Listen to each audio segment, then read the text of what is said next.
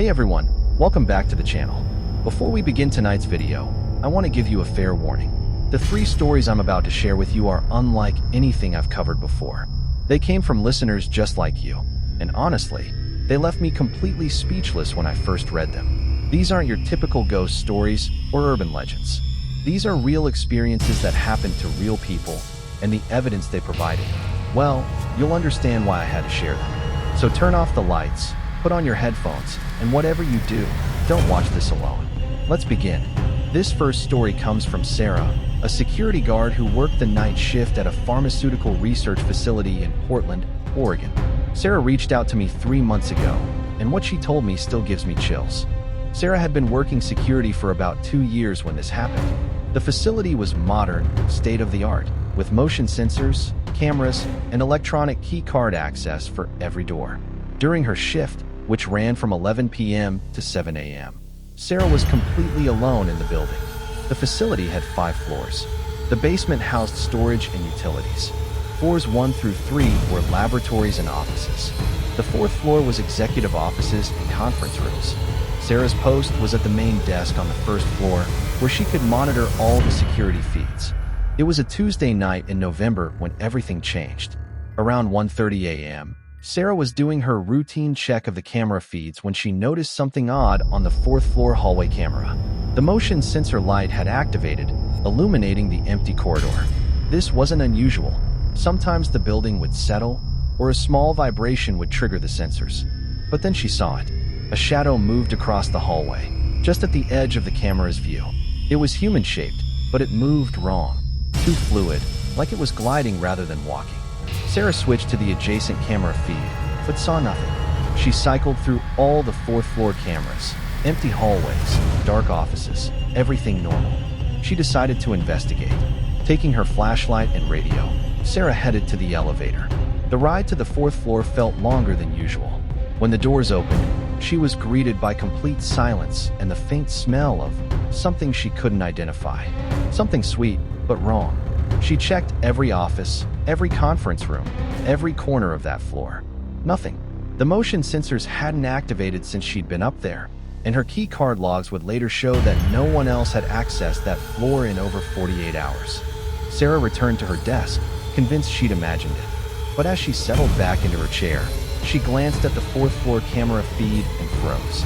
There, standing directly in front of the camera, was a figure in what looked like a hospital gown. The person, if it was a person, was facing the camera, but their face was completely obscured by shadow, despite the motion sensor light being directly overhead. Sarah's blood went cold. She grabbed her radio to call it in, but when she looked back at the screen, the figure was gone. She spent the rest of her shift checking and rechecking the feeds, but nothing else happened. When the day shift supervisor arrived at 7 a.m., Sarah told him what she'd seen. He pulled up the recorded footage from the night. The motion sensor activation was there. The timestamp showed 1:32 a.m., but on the recording, the hallway was completely empty. No shadow, no figure in the hospital gown. Nothing. But here's where it gets disturbing. The supervisor pulled up the employee access logs for that night. According to the system, at exactly 1:32 a.m., someone had used a key card to enter the building through the 4th floor emergency stairwell, a door that could only be opened from the inside. The key card that was used, it belonged to Dr. Michael Chun, a researcher who had died in a car accident 6 months earlier. His key card had been deactivated the day after his funeral. Sarah quit the next morning. She never worked another night shift again. But that's not the end of the story. Last month, Sarah contacted me again. She'd been researching the facility's history and discovered something that made everything even more terrifying. Before it was a pharmaceutical research center, the building had been a psychiatric hospital from 1952 to 1987. Dr. Michael Chun, the researcher whose key card was used that night, his grandfather had been a patient at that hospital. He died there in 1963, after wandering out of his room one night and being found the next morning in the 4th floor hallway, wearing nothing but his hospital gown. The official cause of death was listed as cardiac arrest, but the nurse's notes, which Sarah found in the city archives, told a different story. They described how they'd found him standing perfectly still in the hallway, facing the spot where the security camera would be installed 35 years later. His face, according to the report, was obscured by an unnatural shadow despite the overhead light. Sarah included photocopies of these documents with her email to me. I verified their authenticity with the city records office. Some coincidences are too specific to ignore. That first story really shook me. But what I'm about to tell you next, this one made me question everything I thought I knew about reality. This comes from Marcus, a single father of a 7-year-old daughter named Emma. Marcus moved to a small house in Vermont after his divorce, wanting a fresh start for him and his daughter. The house was old but charming, built in the 1920s, with a large backyard and plenty of room for Emma to play. Emma was a creative kid who loved dollhouses and miniature furniture. So when Marcus found an elaborate Victorian dollhouse at an estate sale, he knew she'd love it. The dollhouse was incredibly detailed, 4 floors, tiny furniture in every room, even working electrical lights powered by small batteries. The elderly woman who sold it to him seemed relieved to get rid of it. She mentioned that it had belonged to her sister's family, and that she hoped Emma would have better luck with it than the last little girl. Marcus didn't think to ask what she meant by that. Emma was absolutely thrilled with the dollhouse. She spent hours arranging and rearranging the tiny furniture, creating elaborate stories about the family that lived there. The dollhouse came with a complete set of miniature dolls, a mother, father, and 3 children. For the first few weeks, everything was perfect. Emma would play with the dollhouse every day after school, and Marcus loved listening to her create these complex narratives about the doll family's daily lives. But then Emma started talking about things she couldn't possibly know. One evening, as Marcus was making dinner, Emma called out from her room, "Daddy, why did the mommy doll's husband leave her?" Marcus assumed she was just role-playing based on their own family situation. "I don't know, sweetheart. What do you think?" She told me it was because he found out about the man in the basement. Marcus paused. The dollhouse didn't have a basement level. He went to Emma's room to look, and sure enough, the dollhouse only had 4 floors, all above ground. "What man in the basement, Emma?" Emma pointed to the dollhouse. "The one who used to live here. The mommy doll says he's still down there, waiting." That night, after Emma was asleep, Marcus examined the dollhouse more carefully. There was no basement level, no hidden compartments. But as he was looking at the foundation, he noticed something odd. The base of the dollhouse was thicker than it needed to be, almost as if there was space underneath. He found a small latch he'd missed before, hidden underneath the house. When he opened it, he discovered a 5th level, a basement with tiny furniture and a single male doll lying on a miniature bed. The doll was different from the others, older, more weathered, and positioned as if it was sleeping or dead. Marcus decided not to tell Emma about his discovery, but the next day, she mentioned the basement man again. "He's angry that you found him, Daddy." Marcus felt a chill. "Emma, how do you know about the basement? Did you find the latch?" "No, the mommy doll told me. She says the basement man doesn't like being discovered. That's what happened to the last little girl." That phrase again, the last little girl. Marcus decided to do some research. He contacted the woman who'd sold him the dollhouse and asked about its history. What she told him made him want to throw the thing away immediately. The dollhouse had belonged to her niece, Rebecca, who died in 1987 at age 8. Rebecca had been found at the bottom of her basement stairs, apparently having fallen while playing. But before her death, Rebecca had become obsessed with the dollhouse and had started talking about the man who lives downstairs. Rebecca's parents had initially thought she was just being imaginative, but in the weeks before her death, Rebecca had become increasingly anxious, claiming that the dollhouse was telling her things about their own house, things she couldn't possibly know, like the fact that the previous owner, an elderly man, had died in the basement in 1983. The family had never been told about this when they bought the house. Marcus felt sick. He wanted to get rid of the dollhouse immediately, but Emma had become so attached to it. And if he was being honest with himself, part of him didn't quite believe the story. That changed 2 nights later. Marcus woke up around 3 a.m. to the sound of Emma talking in her room. Assuming she was having a dream, he went to check on her. But as he approached her door, he could hear that she was having a conversation, asking questions and pausing as if listening to responses. He opened the door quietly. Emma was sitting in front of the dollhouse, fully awake, arranging the dolls. "Emma? Sweetie, what are you doing awake?" Emma turned to him with an expression he'd never seen before, not scared, but serious in a way that seemed too adult for a 7-year-old.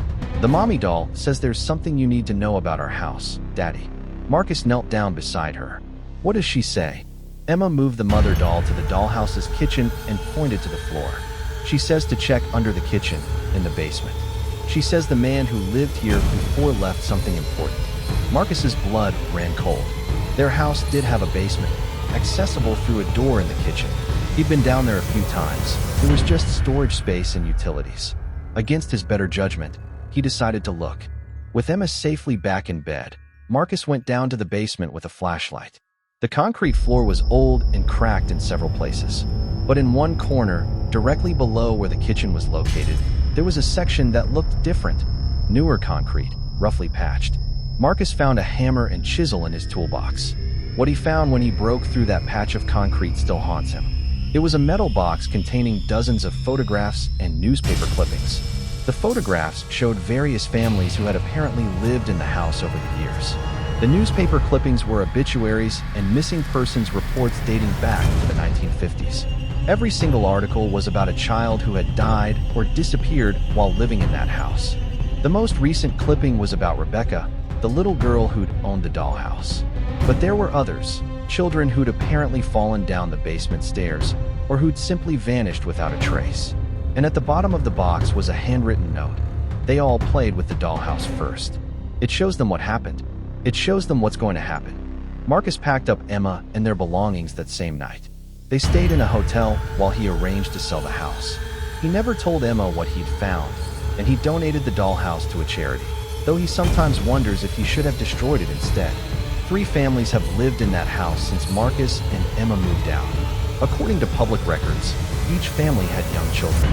Each family moved out within 6 months, citing unexplained accidents and children who had developed troubling behavioral changes.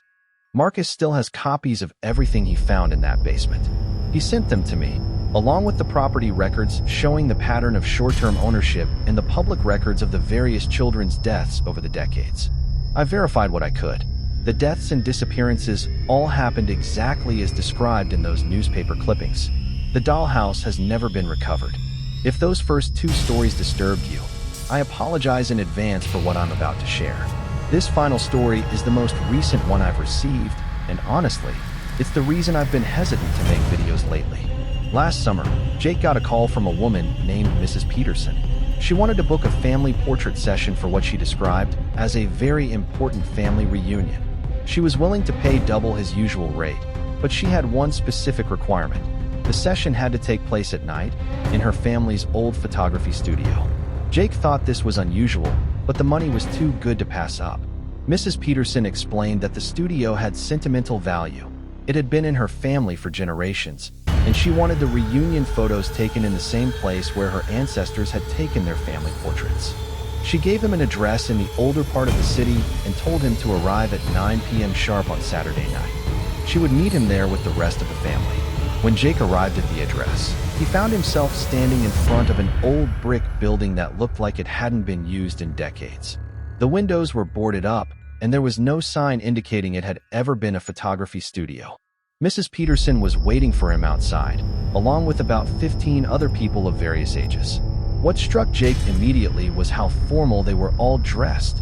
Not modern formal wear, but clothing that looked like it belonged in old photographs from the early 1900s. Mrs. Peterson led them all inside through a side door. The interior of the building was like stepping back in time. The main room was set up as a photography studio, complete with vintage backdrops, old-fashioned posing chairs, and equipment that looked like it belonged in a museum. But everything was in perfect condition, as if it had been carefully maintained for over a century. The family arranged themselves for the portrait, 3 generations, all dressed in period clothing, all positioned in the formal style of early portrait photography. Jake found it odd, but he'd photographed historical reenactment groups before, so he didn't question it too much. What had bothered him was how still they all were. Professional models and actors can hold poses for extended periods, but this family remained absolutely motionless between shots. They didn't shift their weight, they didn't blink, they barely seemed to breathe. And their eyes? Jake noticed that none of them looked directly at his camera. They all seemed to be looking slightly to his left, as if there was another photographer taking their picture simultaneously. The session lasted about 2 hours. The family posed for various groupings, the whole family, just the adults, just the children, and finally, individual portraits of each family member. During the individual shots, Jake noticed something that made him deeply uncomfortable. When he looked at each person through his camera lens, their faces appeared normal. But when he looked at them directly, without the camera, their faces seemed wrong somehow. Like they were slightly out of focus, or like he was seeing them through old glass. Mrs. Peterson paid him in cash at the end of the session and asked him to have the photos printed in sepia tone, like old-fashioned portraits. She wanted them ready by the following Saturday, exactly 1 week later. Jake agreed and headed home, feeling oddly exhausted despite the relatively easy shoot. The next day, when Jake downloaded the photos to his computer, he got the first indication that something was seriously wrong. Every single photo was corrupted. Not the kind of corruption you get from a damaged memory card or technical malfunction. These images were corrupted in a way Jake had never seen before. The family members were all there, in their poses, but their faces were distorted and twisted, as if the camera had captured them in motion even though Jake knew they had been perfectly still. And in several of the photos, there were additional figures visible, shadowy forms standing behind the family members, forms that definitely hadn't been there during the shoot. Jake tried everything he could think of to fix the images, but nothing worked. Finally, he decided to go back to the studio and reshoot the session. He called the number Mrs. Peterson had given him, but it was disconnected. That Saturday night, Jake drove back to the studio building, hoping to find Mrs. Peterson or some other member of the family. The building was completely dark and appeared to be vacant again, but the side door they'd used was unlocked. Jake went inside with a flashlight. The main room was empty, not just empty of people, but empty of everything. No photography equipment, no backdrops, no chairs. Just an empty room with dust-covered floors and boarded-up windows. It was as if the studio setup from the week before had never existed. Jake was about to leave when he noticed something in the corner of the room, a stack of old photographs scattered on the floor. He gathered them up and examined them by flashlight. They were family portraits, dozens of them, all taken in the same room where he'd been standing. The clothing styles varied, spanning what looked like decades of fashion from the early 1900s to the 1940s. But in every single photograph, Jake could see the same faces, the exact same people he'd photographed the week before. Not people who looked similar, the exact same people, unchanged by the passing decades. And in every photograph, the family members were looking slightly to the left of the camera, just as they had during Jake's session. At the bottom of the stack was a photograph that made Jake drop his flashlight. It was the group portrait he'd taken the previous Saturday. The same poses, the same clothing, the same people. But this version was properly exposed and printed in perfect sepia tone. And standing behind the family, clearly visible in this version, was Jake himself. But his face was distorted and shadowy, just like the faces in his corrupted digital files. Jake ran from that building and never returned. But the story doesn't end there. Over the following weeks, Jake started receiving calls from people asking about family portrait sessions. They all wanted night shoots in old studios. They all offered to pay double his usual rate, and they all spoke in the same formal, old-fashioned manner as Mrs. Peterson. Jake stopped taking portrait sessions altogether and switched to landscape photography. But 3 months ago, he received something in the mail that made him contact me. It was a large envelope with no return address, containing copies of historical records from the city archives. The building where Jake had done the photo session had indeed been a photography studio, operating from 1892 to 1948. The studio was owned by the Peterson family, who specialized in post-mortem photography, taking portraits of deceased family members as a way to preserve their memory. This was a common practice in the late 1800s and early 1900s, when photography was expensive and many families had only one opportunity to capture an image of a loved one. But according to the records Jake received, the Peterson family had taken this practice much further than most. They had developed a technique they claimed could capture the spiritual essence of the deceased, allowing the dead to appear in photographs with their living family members. The studio had been shut down in 1948 after multiple complaints from families who claimed their relatives had been trapped in the photographs. Several people reported that family members who had posed for Peterson family portraits had died within weeks of the session, always in ways that mirrored their poses in the photographs. The last entry in the city records was a police report from 1948. Officers had found the Peterson family dead in their studio, apparently having died while posing for a family portrait. The photographer's camera was still set up on its tripod, pointing at the wall where they had been standing. The film in the camera was developed as evidence.